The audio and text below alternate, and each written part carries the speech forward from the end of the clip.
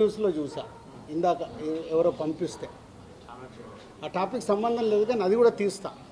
అక్కడేదో టాపిక్లో జరుగుతుంటే మళ్ళీ వస్తాను మెయిన్ పాయింట్కి. టాపిక్లో జరుగుతుంటే మొదటి రోజు గేమ్ చేంజర్ సినిమా పైరసీ వచ్చింది.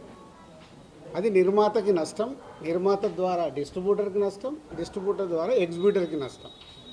అక్కడ ఒక ఎక్స్ నిర్మాత అంటున్నాడు ఆ నిర్మాతనే ఇది పైరసీ చేసి ఉండొచ్చు. అంటే ఎంత నీచం!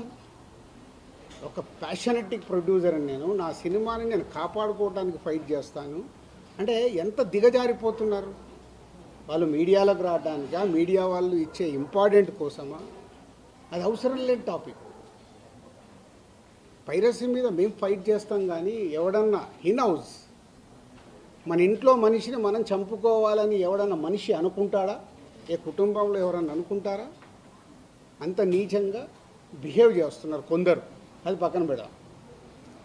సో ఈ పర్సంటేజ్ విధానం తెలంగాణకు వచ్చినప్పుడు తెలంగాణ ఎగ్జిబిటర్స్ న్యాచురల్గా సార్ ఈస్ట్ గోదావరిలో అది అంటున్నారంట, ఇలా తెలంగాణలో కూడా మేము అన్ని థియేటర్లు మూత పడుతున్నాయి, మాకు ఏదో ఒక సొల్యూషన్ కావాలి అని శిరీష్ గారిని అడగడం జరిగింది.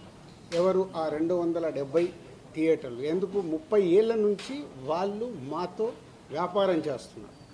1998 నుంచి ఆ ఎగ్జిబిటర్స్కి మాకు 28 ఏళ్ళ నుంచి ఒక నడుస్తుంది, ఆ రిలేషన్ నడుస్తుంది.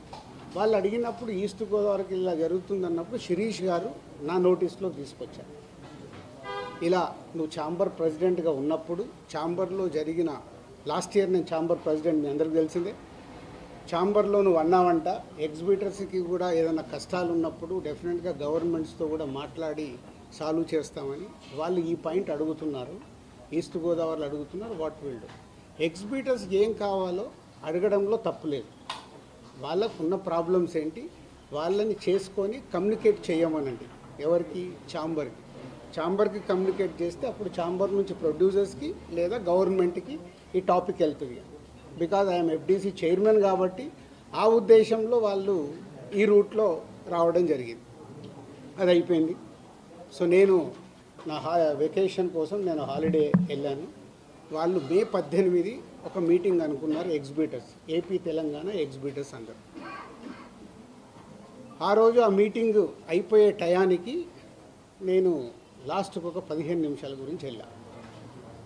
సో మళ్ళీ అది మీ మీడియా మిత్రులకు కూడా చాలా అవసరం ఇది. ఎందుకంటే ఆ టాపిక్ June 1 థియేటర్లు బంద్ అనేది ఫస్ట్ వేసింది మీరు.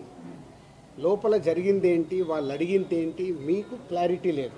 ఎవరో ఫోన్ ద్వారా చెప్పింది అది మట్టుకే మీరు మీ స్ట్రోలింగులు కానీ మీ బ్రేకింగ్ న్యూస్లు కానీ మీరేశారు. అంటే యాక్చువల్ లోపల ఏం జరిగింది, వాళ్ళు ఏం అడిగారు, వాళ్ళు ఛాంబర్కి ఏమి ఇచ్చారు, మీకు క్లారిటీ లేదు. వాళ్ళు అక్కడ నేను వెళ్ళి మాట్లాడిన తర్వాత వాళ్ళ సార్